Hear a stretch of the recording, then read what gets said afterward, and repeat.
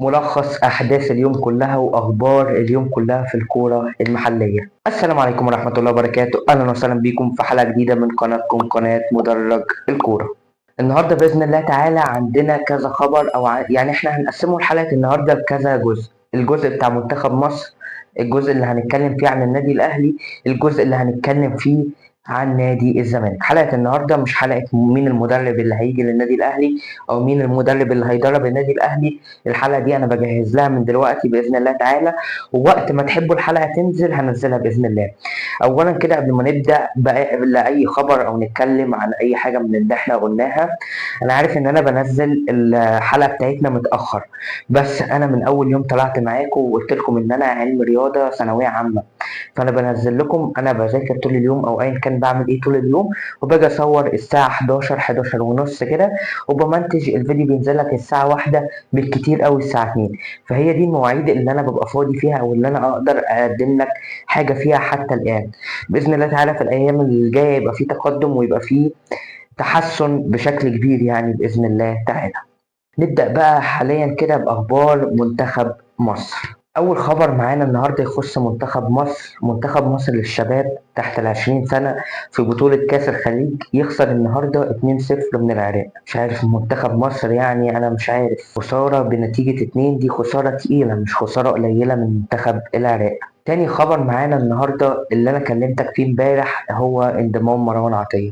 بصراحة أنا امبارح كلمتك عنه بس ما عطيتش الموضوع يعني زيادة عن اللزوم، لكن في حلقة النهاردة هناخدوه شوية بموضوع بتاع انضمام مروان عطية ده بشكل منفتح شوية. طب مروان عطية كان عنده ايه او كان مصاب بسبب ايه؟ مروان عطية ما كانش عنده اصابة، لكن غيابه عن النادي الاهلي بسبب عملية الفتح اللي هو كان مأخرها لحد بطولة كأس العالم. خلصنا كأس العالم، خلص بقى المفروض ان هو هيعمل العمليه بتاعته عشان يظبط حاله عشان انطلاقه الموسم الجديد. مروان عطيه حتى الان ما اتمرنش غير تمرين واحد مع النادي الاهلي المصري، وهو تمرين كان منفرد، تمرين لوحده بس نظر كده سخن. التمرينات اللي اي لاعب لما بيجي يرجع بتبقى دي بدايه التمرينات بتاعته. فغريبة جدا من كابتن حسام حسن ان هو يضم مروان عطية بالرغم ان هو متمرنش غير تمرين واحد كان منفردا، فغريبة بصراحة. طب ما انت لو كنت عايز تضم حد يا كابتن حسام، عندك امام عاشور، على الاقل امام عاشور رجع بقاله شوية واتمرن معانا تمرينات جماعية كذا تمرينة. فانت بجد لو كنت عايز تضم حد كان هتبقى امام عاشور، ولا لسه الازمة اللي بينك وما بينه بالرغم ان انت طلبت من امام عاشور انه يعتزل وبالفعل طلع امام عاشور واعتزل؟ فاحنا بصراحه مش عارفين كابتن حسام حسن تجاهل امام عاشور المره دي خوفا عليه من تجدد الاصابه او خوفا عليه يعني، وفي نفس الوقت يريحه ولا ايه؟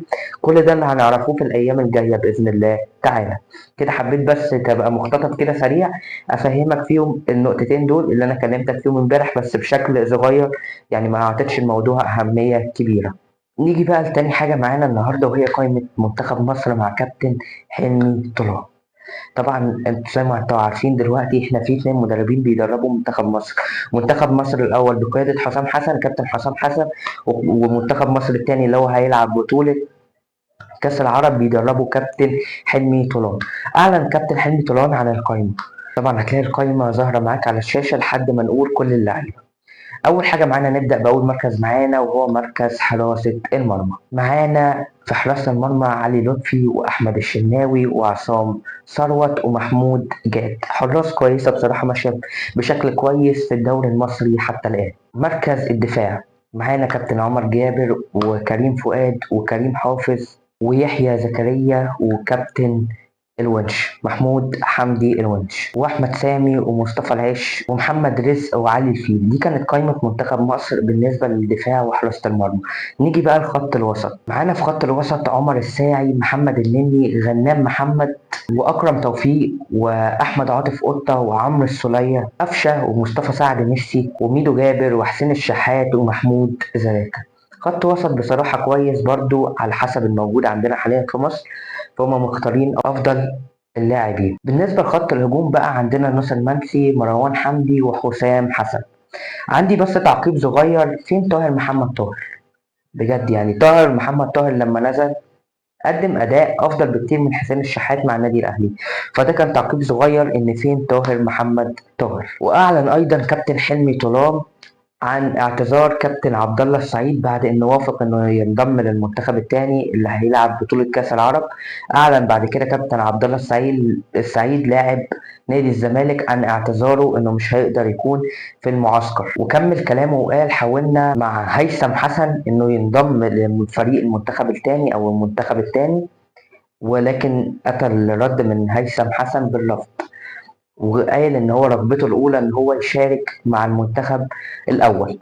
كمل كلامه برضو كابتن حلمي طولان وقال له ان دي هتبقى فرصة كويسة جدا انه يقدم نفسه للجماهير، لكن اصر هيثم حسن انه عايز ينضم للمنتخب مصر الاول. وحتى الان المعلومات اللي عندي حتى الان ان منتخب تونس حتى الان بيفاوض هيثم حسن انه ينضم لمنتخب تونس الاول. فانا بصراحة مش عارف كابتن حسام حسن ليه ما ضموش.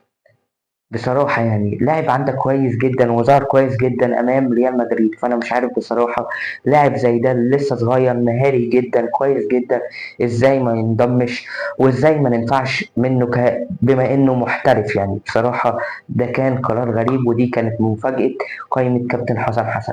وزي ما شفنا قائمة كابتن حلمي طولان قائمة كويسة تمشي الحال، وبإذن الله تعالى نقدم حاجة في بطولة كأس العرب، وبإذن الله تعالى تصفيات كأس العالم نقدم فيها حاجة كويسة بإذن الله تعالى.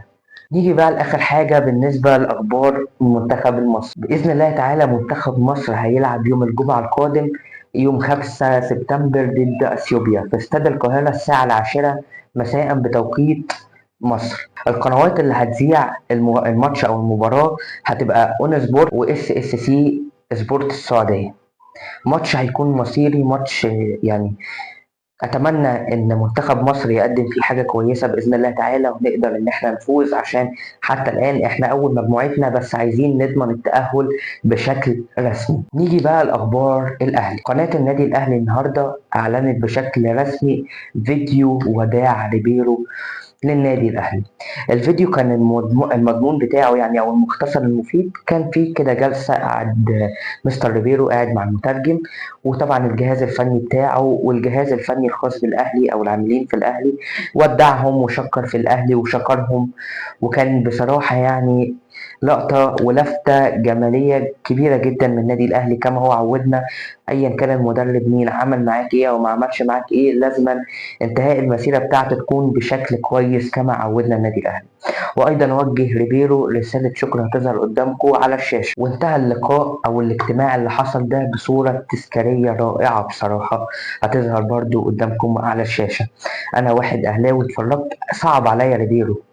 هو قال لك ان احنا كنا بنحاول ان احنا نقدم افضل الاداءات، لكن ما حصلش نصيب والحمد لله. وقال لك اهم حاجه تيشيرت الاهلي، واهم حاجه الفريق، مش مهم مين اللي هيمسك، اهم حاجه الفريق يكون بحاله كويسه. واعلنت برضو قناه النادي الاهلي ان عماد النحاس رسميا هيقود تمرينات النادي الاهلي حتى نجيء بمدرب اجنبي. وقال لك ان احنا مش هنتسرع في ان احنا نجيب مدرب اجنبي، وفي نفس الوقت احنا مش هنفكر في اي مدرب مصري ان هو يمسك الفريق، لانه لو مسك الفريق هيمسكه لبضعه ايام.